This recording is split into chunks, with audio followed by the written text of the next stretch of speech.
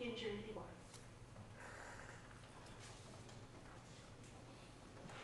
The injured body is the central subject of Elaine Scarry's monumental work, The Body in Pain, which identifies the internal structure of injury as the unmaking of the world, and the internal structure of alleviating pain as the making of the world.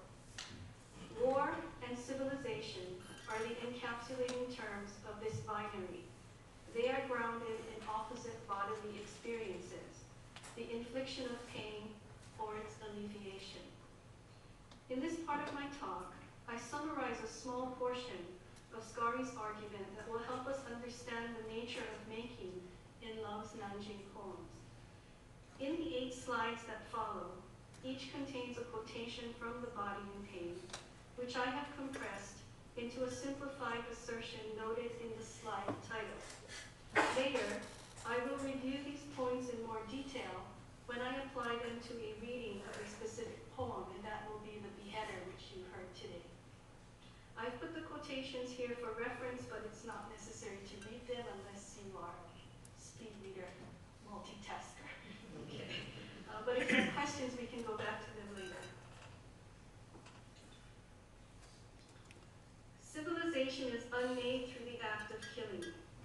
To kill someone in peacetime would, by definition, place you outside the moral space of the nation. It is false to speak of killing for one's country as something that exists within civilization.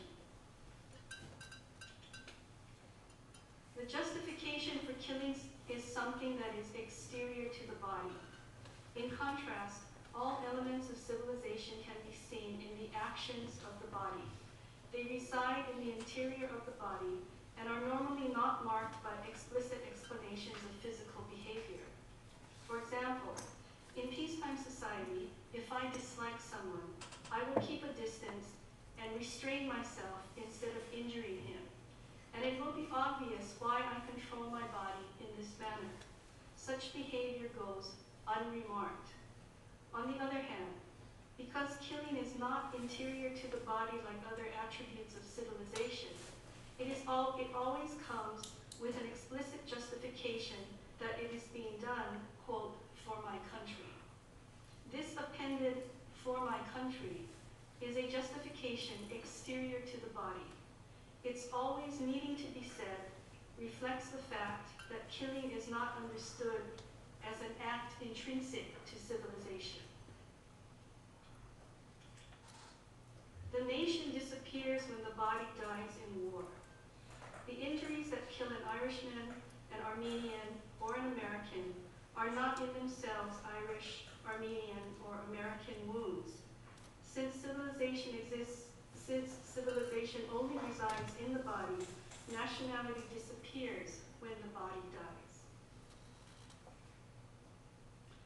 Civilization is unmade when the body is unmade. All the gestures that make up life in peacetime society are learned and expressed in the body. For example, if we can ride a bicycle or play the piano, this knowledge exists in our feet and legs and hands. If these feet, legs, and hands are destroyed by death in war, the civilization that they signify is also destroyed. Homer, the Greek poet, Homer's roll call of death acknowledges the unmaking of civilization in the slain body. Whenever Homer describes the death of a Trojan or a Greek warrior, 4 things are noted. 1, the person's name. 2, the name of the weapon. 3, the weapon's point of entry into the body and its subsequent path therein. And 4, one attribute of civilization embodied in the person, such as the name of his parent or comrade. Scarry provides her own example of an Homeric obituary for the 20th century, choosing a name from among the 57,000 Americans who died in Vietnam. It's not clear to me whether the name she uses is actually a name on the wall, the Veterans Memorial, or whether she made it up, but I don't think it matters for her example. The obituary, which should contain not just his name, Manuel Fun, should read, therefore, as follows. Manual font. Around his fragile frame, the fire closed in, burning into his skin and skull and brain, burning even into the deep, shy corners where he studied at school. The meanings attached to slain bodies are unstable. This is because the justification for injury, to kill and die for my country, is exterior to civilization and exterior to the body in which civilized life is learned and expressed. Thus, a slain body can be used to substantiate different outcomes or beliefs from those for which the person originally went to war.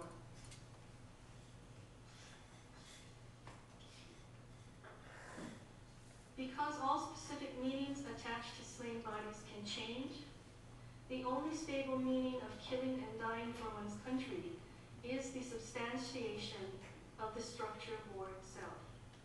In other words, the only unchanging thing a slain body will always confer meaning on is that going to war is an agreement to participate in a contest of injury in which there must be a winner and a loser. War between nations is an agreement on both sides to participate in a killing contest in order to settle a dispute between nations.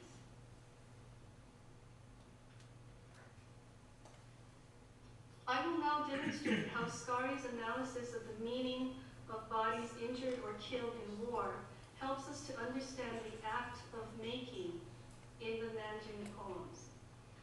The painting shown here is one of 4 panels called The Rape of Nanking by Japanese artists Iri and Toshi Maruki. After witnessing the destruction at Hiroshima in the days and weeks just after the bombing, they dedicated the remainder of their long lives to painting for peace. This visual interpretation of the Nanjing massacre is reproduced on the jacket and cited in the last sentence of Takashi Yoshida's book. The Maruki paintings suggest to me an intention to capture the manner of each individual's death within a rendering of mass slaughter. Here on the left you see part of the poem that Wayne just read. The beheader begins and ends with the Japanese soldier's thoughts of his mother, a perhaps universal symbol of home and its associated values of safety, comfort, purity, and so forth.